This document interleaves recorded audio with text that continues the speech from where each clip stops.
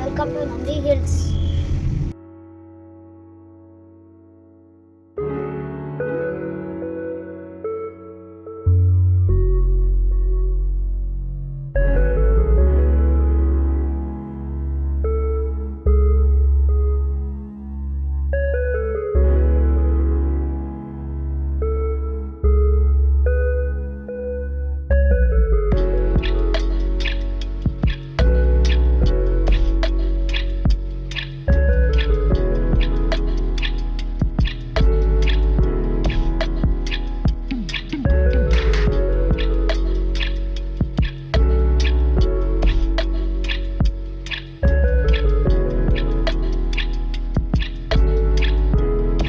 Hi ಎಲ್ರಿಗೂ ನಮಸ್ಕಾರ. Welcome back to my YouTube channel. ಎಲ್ಲರೂ ಹೇಗಿದ್ದೀರಾ?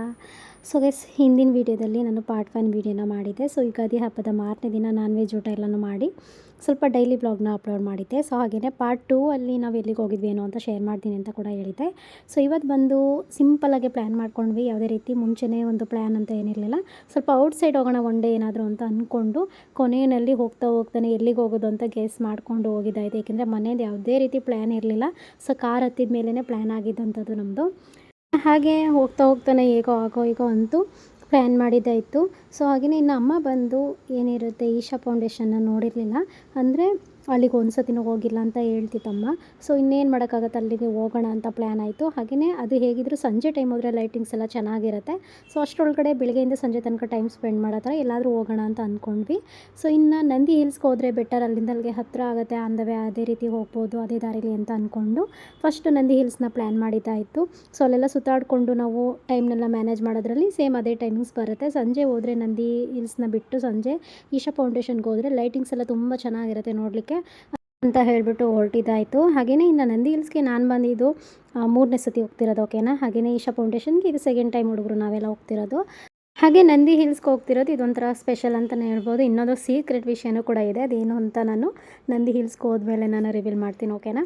ಅದರಲ್ಲೂ ಫ್ಯಾಮಿಲಿ ಜೊತೆ ಫಸ್ಟ್ ಟೈಮ್ ನಾನು ನಂದಿ ಹಿಲ್ಸ್ಗೆ ಹೋಗ್ತಾ ಇರುವಂಥದ್ದು. ಇದೊಂಥರ ಸ್ಪೆಷಲ್ ಡೇ ಅಂತಲೇ ಹೇಳ್ಬೋದು ಇವತ್ತಿನ ದಿನ. ಮುಂದೆನೇ ತಾನೇ ಹೋಗ್ಬೇಕು. ಬಂದೆ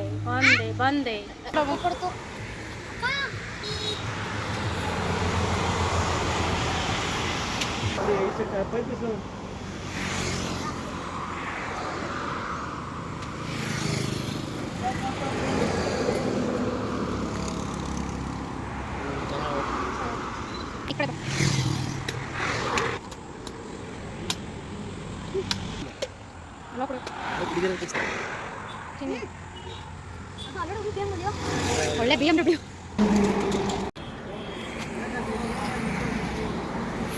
ನೋಡಿ ಪ್ಲಸ್ ಇವಳೆ ಗೋಬೆ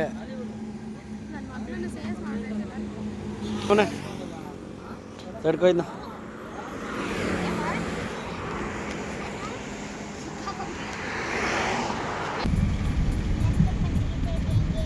ನಿನ್ನ ವಯಸ್ಕವ ಇಂತ ಕುತ್ಕೊಂಡ್ಬಿಟ್ಟಲ್ಲ.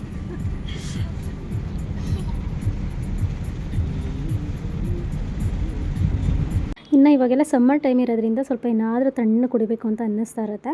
ಹಾಗಾಗಿ ಅಂದವೇ ಹಂಗೆ ಸ್ವಲ್ಪ ಎಳ್ನೀರೆಲ್ಲ ಕುಡ್ಕೊಂಡು ಹೊರಟಿದ್ದಾಯಿತು. ಇನ್ನು ಹಾಗೆಯೇ ನಂದಿ ಹಿಲ್ಸ್ಗೆ ಹೋಗೋದಕ್ಕಿಂತ ಮುಂಚೆನೇ ಒಂದು ಟೆಂಪಲ್ ಸಿಗುತ್ತೆ. ಸೊ ನಂದಿ ಇರುತ್ತೆ ಇದರಲ್ಲಿ. ಸೊ ಹಾಗೆಯೇ ಇಲ್ಲಿ ಸ್ವಲ್ಪ ಕೈ ಮುಗಿದು ಹೋಗೋಣ ಅಂತ ಹೇಳ್ಬಿಟ್ಟು ಅಂದ್ಕೊಂಡ್ವಿ. ಎಕ್ಸಾಕ್ಟ್ಲಿ ಇಲ್ಲಿಗೆ ಬರೋದಿರಲಿಲ್ಲ, ಬಟ್ ಎಲ್ಲೋ ಹೋಗಬೇಕಿತ್ತು. ಸ್ವಲ್ಪ ಒಂದು ರೋಡು ನಮಗೆ ಮಿಸ್ ಆಯಿತು. ಹಾಗಾಗಿ ಆ ರಾಂಗ್ ರೂಟಲ್ಲಿ ಬಂದಿದ್ದಕ್ಕೆ ಈ ಟೆಂಪಲ್ಗೆ ವಿಸಿಟ್ ಮಾಡೋ ಥರ ಆಯಿತು. ಸೊ ಹಾಗೆಯೇ ಯಾವಾಗ ಎಲ್ಲಿ ಹೇಗೆ ಸೇರಬೇಕು ಅನ್ನೋದು ಮುಂಚೆನೇ ಆ ಭಗವಂತ ನಿಶ್ಚಯ ಮಾಡಿರ್ತಾರೆ. ಅಲ್ಲಿ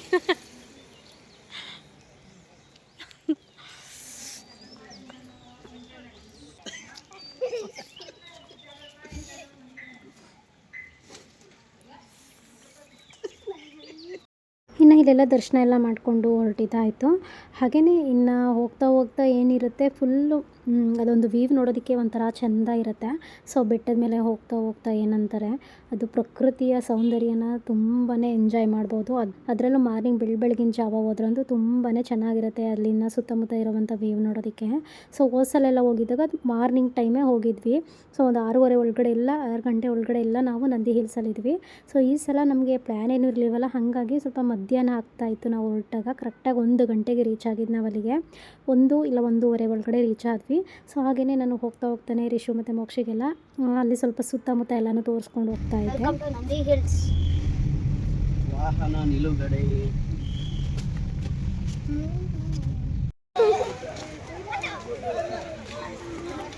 ಚಿನಿ ಗೊತ್ತಾಯ್ತೆ ಇರೋ ನೋಡ್ತಾ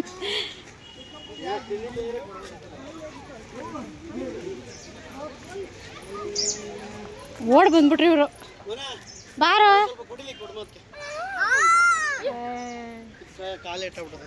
ಓಸಿ ಕೊಡು ಮಕ್ಕಳು.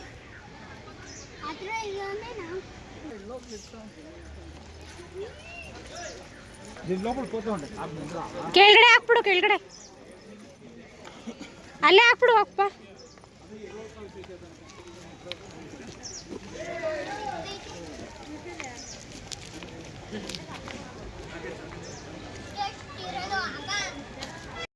ಇನ್ನು ಒಳಗಡೆ ಟಿಕೆಟ್ ಎಲ್ಲ ತೊಗೊಂಡು ಒಳಗಡೆ ಹೋಗ್ತಿದ್ದಂಗೆ ಇನ್ನು ಹುಡುಗರು ಸ್ವಲ್ಪ ಸಮ್ಮರೆಲ್ಲ ಇರೋದ್ರಿಂದ ಐಸ್ ಕ್ರೀಮ್ ನೋಡಿದ ತಕ್ಷಣ ಐಸ್ ಕ್ರೀಮ್ ಬೇಕೇ ಬೇಕು ಅಂತ ಹಠ ಮಾಡಿದ್ರು. ಹಾಗಾಗಿ ಹುಡುಗರು ಮತ್ತು ನಾನು ಐಸ್ ಕ್ರೀಮ್ನ ತಪ್ಸ್ಕೊಂಡ್ವಿ. ಬಟ್ ತಿನ್ನೋವಂಥ ಯೋಗ ಇರಲಿಲ್ಲ. ಸೊ ಅದು ಯಾರಿಗೆ ಸಲ್ಲಬೇಕು ಅವ್ರಿಗೇ ಸಲ್ಲಬೇಕು.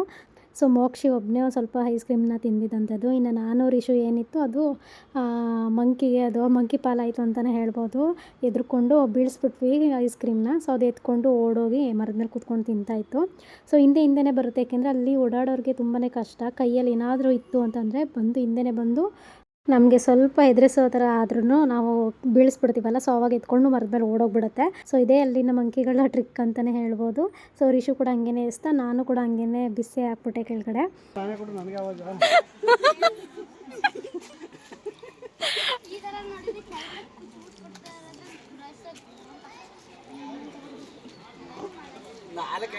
ನಾಲ್ಕೈದು ಇಟ್ಕೊಂಡ್ವಲ್ಲ. ಎರಡು ಕೊಟ್ಬಿಟ್ಟವ್ರೆ ಕೆಲ ನೋಡ್ಬಾರ. ಎರಡು ಕೊಟ್ಬಿಟ್ಟವ್ರೆ.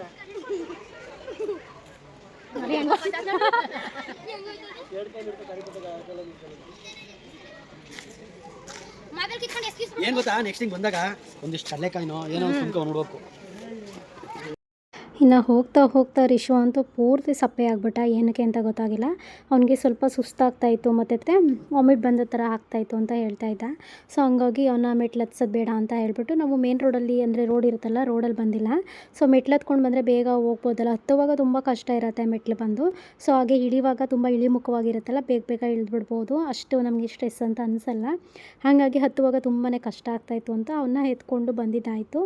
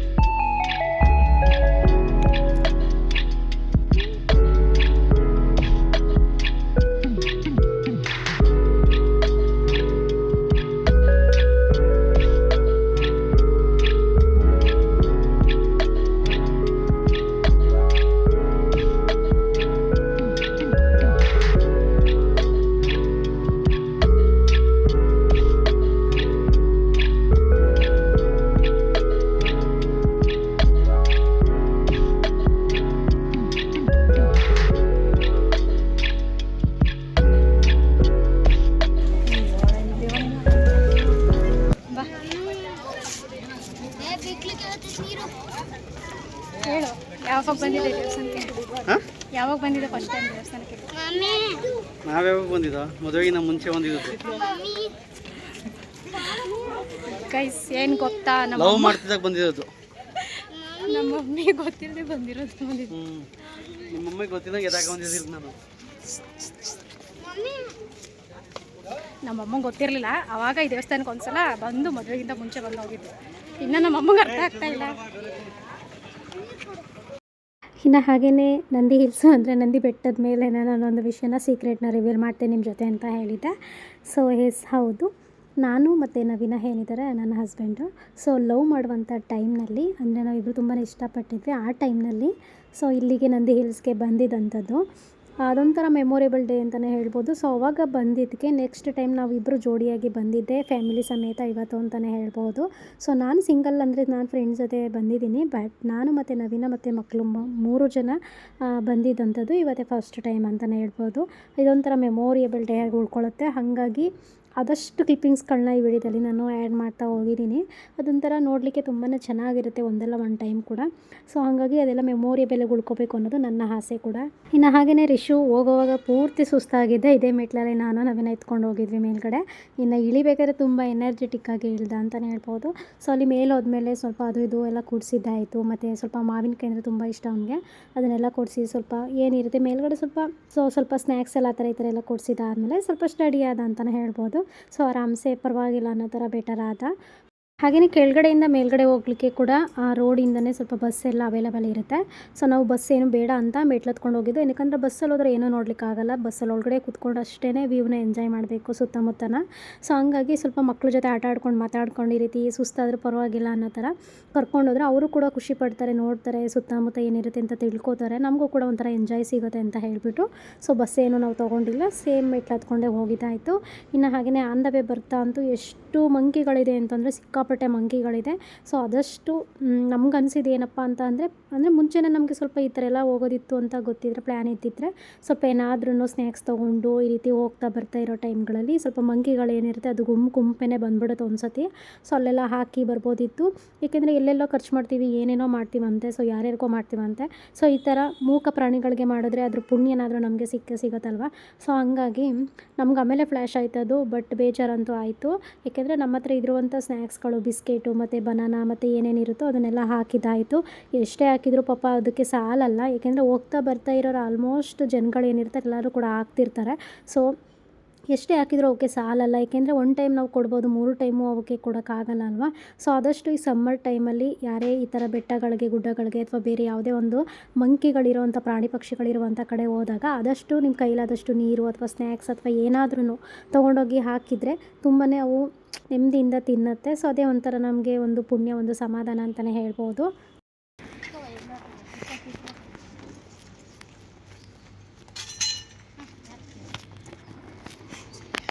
ನಂಗೂ ಇರಬೇಕು.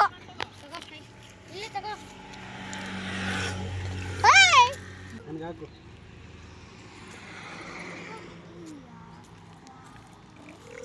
ಸಾಕು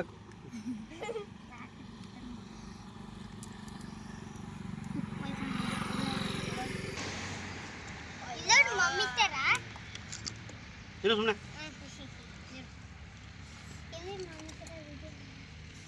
ಹಲೋ ಗೈಸ್, ನಾನಿವತ್ತು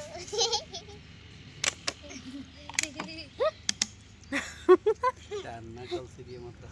ಹಾಗೆಯೇ ಹೋಗ್ಬೇಕಾದ್ರೆ ಆನ್ ದ ವೇ ಸ್ವಲ್ಪ ಮನೆಯಿಂದನೇ ಪಲಾವೆಲ್ಲ ಮಾಡ್ಕೊಂಡು ಹೋಗಿದ್ವಿ. ಅಂದರೆ ಒಂದು ಟೈಮ್ ಅಲ್ಲಿ ಹೋದ ತಕ್ಷಣ ಸ್ವಲ್ಪ ತಿನ್ನೋಣ ಅಂತ ಹೇಳ್ಬಿಟ್ಟು ಇನ್ನು ಬರುವಾಗ ಸ್ವಲ್ಪ ಹೊರಗಡೆ ತಿಂದು ಬರೋಣ ಅಂತ ಅನ್ನೋದು ಪ್ಲ್ಯಾನ್ ಇತ್ತು. ಹಾಗಾಗಿ ಹೋಗ್ಬೇಕಾದ್ರೆ ಪಲಾವೆಲ್ಲ ತೊಗೊಂಡೋಗಿದ್ವಲ್ಲ, ಆಟ್ ಬಾಕ್ಸ್ಗೆ ಹಾಕೊಂಡು ತೊಗೊಂಡೋಗಿದ್ವಿ. ಸೊ ಅದಕ್ಕೆ ಯಾವುದೇ ರೀತಿ ಅಂದರೆ ಪ್ಯಾಕೆಟ್ ಮೊಸರನ್ನೇ ಸ್ವಲ್ಪ ತೊಗೊಂಡು ಸೌತೆಕಾಯಿ ಎಲ್ಲ ಹಚ್ಚಿಟ್ಕೊಂಡು ಸ್ವಲ್ಪ ಆಪಲ್ಲು ಬನಾನ ಎಲ್ಲ ಸೈಡ್ಗೆ ತೊಗೊಂಡೋಗಿದ್ವಿ. ಇನ್ನೇನು ಕೂಡ ಮಾಡ್ಕೊಂಡು ಹೋಗಿರಲಿಲ್ಲ. ಟೈಮ್ ಇದ್ದಿದ್ರೆ ಪ್ಲ್ಯಾನ್ ಇದ್ದಿದ್ರೆ ಏನಾದರೂ 1-2 ಥರ ವೆರೈಟಿ ಮಾಡ್ಕೊಬೋದಿತ್ತು. ಸೊ ಏನೂ ಪ್ಲ್ಯಾನ್ ಇಲ್ಲದೇ ಈ ರೀತಿ ಆಗುತ್ತೆ ಗಡಿಬಿಡಿಲಿ. ಸೊ ಹಾಗಾಗಿ ಅದನ್ನೇ ತಿನ್ಕೊಬಿಡೋಣ ಅಂತ ಹೇಳ್ಬಿಟ್ಟು ವೇಸ್ಟ್ ಆಗುತ್ತೆಲ್ಲ ತಂದಿರೋದು ಅಂತ ಅಂದ್ಬಿಟ್ಟು ಪಲಾವ್ ತುಂಬಾ ಚೆನ್ನಾಗಿತ್ತು. ಸೊ ಅದನ್ನೇ ಅಲ್ಲೇ ಆನ್ ದ ವೇ ಎಲ್ಲೋ ಒಂದು ಕಡೆ ಗಾಡಿನ ಹಾಕ್ಬಿಟ್ಟು ತಿಂದಿದ್ದಾಯಿತು. ತುಂಬ ಒಂಥರ ಹೊರಗಡೆ ಕೂತ್ಕೊಂಡು ತಿಂದಿದ್ದಂತೂ ತುಂಬ ಒಂಥರ ಖುಷಿ ಆಯಿತು ಮಕ್ಕಳಿಗೂ ಕೂಡ. ಇನ್ನು ಅಲ್ಲೆಲ್ಲ ಮುಗಿಸ್ಕೊಂಡು ಇನ್ನು ಈವ್ನಿಂಗ್ ಕರೆಕ್ಟಾಗೆ ಇದೇನಿರುತ್ತೆ ಈಶಾ ಫೌಂಡೇಶನ್ದು ಲೈಟಿಂಗ್ಸ್ ಎಲ್ಲ ಶುರುವಾಗೋದು ಒಂದು 7:30ಇಂದ 8 ಗಂಟೆ ಒಳಗಡೆ, ಅಂದರೆ 7:45 ಹತ್ತತ್ರ ಸ್ಟಾರ್ಟ್ ಆಗುತ್ತೆ. ಸೊ ನಾವಿಲ್ಲಿ ಕರೆಕ್ಟಾಗಿ 6:30 ಒಳಗಡೆ ರೀಚ್ ಆಗಬೇಕು ಅನ್ನೋದು ಪ್ಲ್ಯಾನ್ ಇತ್ತು. ಹಾಗಾಗಿ ನಂದಿ ಹಿಲ್ಸ್ ಎಲ್ಲ ಸುತ್ತಾಡಿಕೊಂಡು ಅಲ್ಲೆಲ್ಲ ನೋಡಿ ಟೈಮ್ ಸ್ಪೆಂಡ್ ಮಾಡಿ ಆನ್ ದ ವೇ ಹಾಗೆ ಬರ್ತಾ ಸ್ವಲ್ಪ ಈಶಾ ಫೌಂಡೇಶನ್ ಹತ್ರ ಬರೋದ್ರೊಳಗಡೆ ಸೇಮ್ 6:30 ಹಾಗೆ ಹೋಯಿತು. ಸೊ ಹಾಗೇ ಹೋಗ್ತಾನೆ ರಿಷುಗೆಲ್ಲ ತೋರಿಸ್ತಾ ಇದ್ವಿ, ನೋಡು ಇಲ್ಲಿದೆ ಅಂತ. ಯಾಕೆಂದರೆ ಆಲ್ರೆಡಿ ಒಂದು ಸಲ ಬಂದಿದ್ವಲ್ಲ, ಸೊ ಅವ್ರಿಗೆ ಮರ್ತಂಗೆ ಆಗಿರುತ್ತೆ. ಸೊ ಮತ್ತೆ ಅದನ್ನು ನೆನಪು ಮಾಡೋದು ಒಂಥರ ಚೆನ್ನಾಗಿರುತ್ತೆ. ಸೊ ಎಲ್ಲೆಲ್ಲಿ ಓಡಾಡಿದ್ವಿ ಏನು ಎತ್ತ ಅಂದ್ಬಿಟ್ಟು. ಬಟ್ ಏನಪ್ಪ ಅಂದರೆ ಸಿಕ್ಕಾಪಟ್ಟೆ ಟ್ರಾಫಿಕ್ ಇತ್ತು, ಹಾಗೆಯೇ ಸಿಕ್ಕಾಪಟ್ಟೆ ವೆಹಿಕಲ್ಸು, ಸಿಕ್ಕಾಪಟ್ಟೆ ಲಕ್ಷಾಂತರ ಜನ ಇದ್ದರು. ಅನ್ಎಕ್ಸೆಪ್ಟೆಡ್ ಅಂತಲೇ ಹೇಳ್ಬೋದು, ಇಷ್ಟೊಂದು ಜನ ಬಂದಿರ್ತಾರೆ ಅಂತ ನಾವು ಗೆಸ್ ಕೂಡ ಮಾಡಿರಲಿಲ್ಲ. ಏಕೆಂದರೆ ಇವಾಗೆಲ್ಲ ಇನ್ನೇನು ವೆಕೇಷನ್ ಸ್ಟಾರ್ಟ್ ಆಗ್ತಿದೆ ಅಲ್ವಾ, ಸೊ ಹಂಗಾಗಿ ಅದರಲ್ಲೂ 4 ಡೇಸ್ ಕಂಟಿನ್ಯೂಸ್ ರಜಾ ಇದ್ದಿದ್ದರಿಂದ ತುಂಬ ಜನ ಬಂದಿದ್ದರು. ಹಾಗೆಯೇ ನಾವು ಗಾಡಿನ ಪಾರ್ಕಿಂಗ್ ಮಾಡಬೇಕು ಅಂತ 1-2 ಕಿಲೋಮೀಟ್ರ್ ಒಳಗಡೆ ಹೋಗಿದ್ದೀವಿ. ಫುಲ್ ಅದೇನಿರುತ್ತೆ ಈಶಾ ಫೌಂಡೇಶನ್ದು ಸ್ಟ್ಯಾಚ್ಯು, ಸೊ ಅದ್ರ ಎಂಟ್ರೆನ್ಸಲ್ಲಿ ನಾವು ಗಾಡಿನ ತೊಗೊಂಡೋಗಿದ್ದಕ್ಕೆ ಅದ್ರ ಬ್ಯಾಕ್ ಸೈಡ್ ತೊಗೊಂಡೋಗಿ ಗಾಡಿನ ಹಾಕಿ ಬಂದಿದ್ದಾಯಿತು. ನೋಡಿ ಗಾಯ್ಸ್, 1 ಲಕ್ಷ ಕಾರ್ ನಿಂತಿವೆ. ನಾವೀಗ ಟ್ರಾಫಿಕಲ್ಲಿ ಇರಬೇಕಾಗುತ್ತೆ. ಸೊ ಮತ್ತೆ ಏನು ಅದೇ ರೀತಿ ವಾಪಸ್ ಬರಬೇಕು ಅನ್ನೋ ಥರ ಏನಿಲ್ಲ, ಏಕೆಂದರೆ ಪಾರ್ಕಿಂಗ್ ಅವೈಲೇಬಲ್ ತುಂಬಾ ಸ್ಪೇಸಸ್ ಇದೆ, ತುಂಬಾ ಜಾಗ ಇದೆ, ಎಲ್ಲಿ ಬೇಕಿದ್ರೂ ಮಾಡ್ಬೋದು. ಬಟ್ ಏನಪ್ಪ ಅಂದರೆ ಮುಂದೆ ಹೋಗಬೇಕು, ತುಂಬ ದೂರ ಹೋಗಿ ಪಾರ್ಕ್ ಮಾಡಿ ಬರಬೇಕು. ಮತ್ತು ಅದೆಲ್ಲ ದರ್ಶನ ಎಲ್ಲ ಮಾಡಿ ಅಲ್ಲೆಲ್ಲ ಚೆನ್ನಾಗೆಲ್ಲ ನೋಡ್ಕೊಂಡಿದ್ದಾದಮೇಲೆ ಮತ್ತೆ ನಾವೆಲ್ಲಿ ಗಾಡಿ ಹಾಕಿರ್ತೀವಿ ಅಲ್ಲಿಂದನೇ ನಮಗೆ ರೋಡ್ ಇರುತ್ತೆ. ಸೊ ನಾವು ಅಲ್ಲಿಂದನೇ ನಾವು ಎಕ್ಸಿಟ್ ಆಗ್ಬೋದು. ಮತ್ತು ನಾವು ಯೂಟರ್ನ್ ತೊಗೊಂಡು ಮತ್ತೆ ನಾವು ಇಲ್ಲಿಗೆ ಬರಬೇಕು ಅನ್ನೋದೇನಿಲ್ಲ. ಆ ಥರ ಆದರೆ ತುಂಬ ಸಿಕ್ಕಾಪಟ್ಟೆ ಟ್ರಾಫಿಕ್ ಆಗಿಬಿಡುತ್ತೆ. ಸೊ ಅಷ್ಟೊಂದು ಲಕ್ಷಾಂತರ ಜನಗಳಿದ್ರೂ ಕೂಡ ಎಷ್ಟು ಚೆನ್ನಾಗಿ ಅಲ್ಲೆಲ್ಲ ಮೇಂಟೈನ್ ಮಾಡಿದ್ದಾರೆ. ಯಾವುದೇ ರೀತಿ ಒಂದು ಚೂರು ಗಲಾಟೆ ಗದ್ದಲ ಆಗ್ದಂಗೆ, ಯಾವುದೇ ರೀತಿ ಒಂದು ಚೂರು ಟ್ರಾಫಿಕ್ ಆಗದೆ ಇರೋ ಥರ ಎಷ್ಟು ಚೆನ್ನಾಗಿ ನೋಡ್ಕೊಂಡಿದ್ದಾರೆ ಅಂದರೆ ತುಂಬಾ ಖುಷಿ ಆಯಿತು ನೋಡಂತೂ.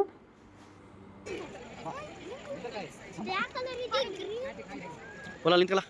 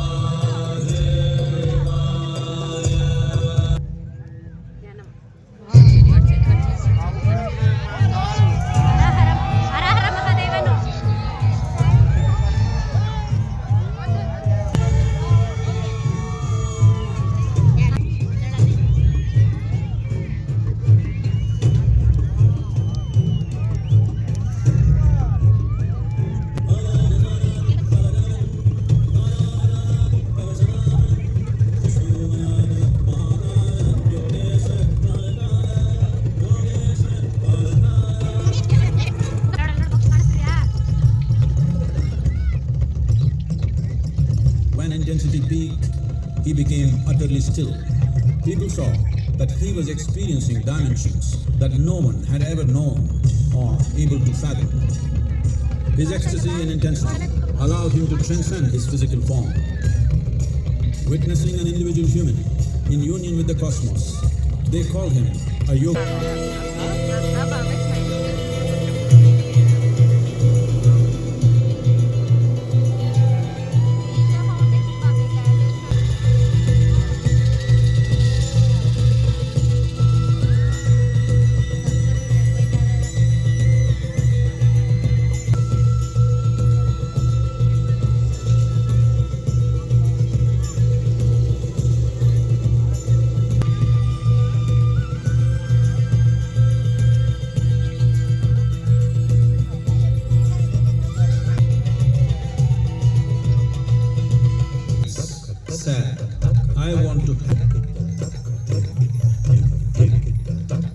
ಬಸ್ಸಿನ ಲೈಟಿಂಗ್ಸ್ ಎಲ್ಲ ಶುರುವಾಯಿತು. ಸೊ ಮ್ಯಾಕ್ಸಿಮಮ್ ಅಂದರೆ ಒಂದು 7:15 7:45 ಒಳಗಡೆ ಲೈಟಿಂಗ್ಸ್ ಶುರುವಾಗುತ್ತೆ. ಸೊ ಹಾಗೆಯೇ ಒಂದು 15-20 ಮಿನಿಟ್ಸ್ ಒಳಗಡೆ ಲೈಟಿಂಗ್ಸ್ ಏನಿರುತ್ತೆ ಸೊ ಅದೆಲ್ಲ ಮುಗ್ದೋಗ್ಬಿಡುತ್ತೆ. ತುಂಬಾ ಚೆನ್ನಾಗಿತ್ತು ಅಂತಲೇ ಹೇಳ್ಬೋದು. ಮಾರ್ನಿಂಗಿಂತ ನೈಟ್ ಟೈಮ್ ಆದರೆ ತುಂಬ ಬೆಟರ್ ಆಗಿರುತ್ತೆ. ಸೊ ಹಾಗೆಯೇ ಅದನ್ನೆಲ್ಲ ಮುಗಿಸ್ಕೊಂಡು ಇನ್ನು ನಾವು ಮನೆಗೆ ಹೋಗೋದ್ರಲ್ಲಿ ಒಂದು 12 ಇಲ್ಲ ಒಂದು 11:30 ಆಗುತ್ತೆ ಅನ್ನೋ ಒಂದು ಐಡಿಯಾದ ಮೇಲೆ ಹೊರಟ್ವಿ. ಇನ್ನು ಹೋಗ್ತಾ ಅಂದವೇ ಏನಾದರೂ ಅಲ್ಲೇ ತಿನ್ಕೊಂಡು ಹೋಗೋಣ ಅನ್ನೋದು ಪ್ಲ್ಯಾನ್ ಇತ್ತು. ಸೊ ಹಂಗಾಗಿ ನಾವು ಕೂಡ ಹೊರಟಿದ್ದೀವಿ. ಹಾಗೆಯೇ ವಿಡಿಯೋನ ಕೂಡ ಇಲ್ಲಿಗೆ ಎಂಡ್ ಮಾಡ್ತಾ ಇದ್ದೀನಿ. ಸೊ ವಿಡಿಯೋ ಎಲ್ಲ ನಿಮ್ಗೆ ಇಷ್ಟ ಆಗಿರುತ್ತೆ ಅಂತ ಅಂದ್ಕೊಂಡಿದ್ದೀನಿ. ಸೊ ಇಷ್ಟ ಆದರೆ ಗೊತ್ತಲ್ವಾ, ಸೊ ಪ್ಲೀಸ್ ಹೋಗಿ ಬೇಗ ಚಾನಲ್ನ ಸಬ್ಸ್ಕ್ರೈಬ್ ಮಾಡ್ಕೊಳ್ಳಿ. ಹೀಗೆ ಕೂಡ ನನಗೆ ಯಾವಾಗಲೂ ಸಪೋರ್ಟ್ ಮಾಡ್ತೀರಿ ಅಂತ ಹೇಳ್ತಾ, ಸೊ ಮತ್ತೆ ನಾನು ನಿಮಗೆ ಸಿಗ್ತೀನಿ. ಅಲ್ಲಿವರೆಗೂ ಕಾಯ್ತಾ ಇರಿ ಅಂತ ಹೇಳ್ತಾ, thank you for watching. Bye.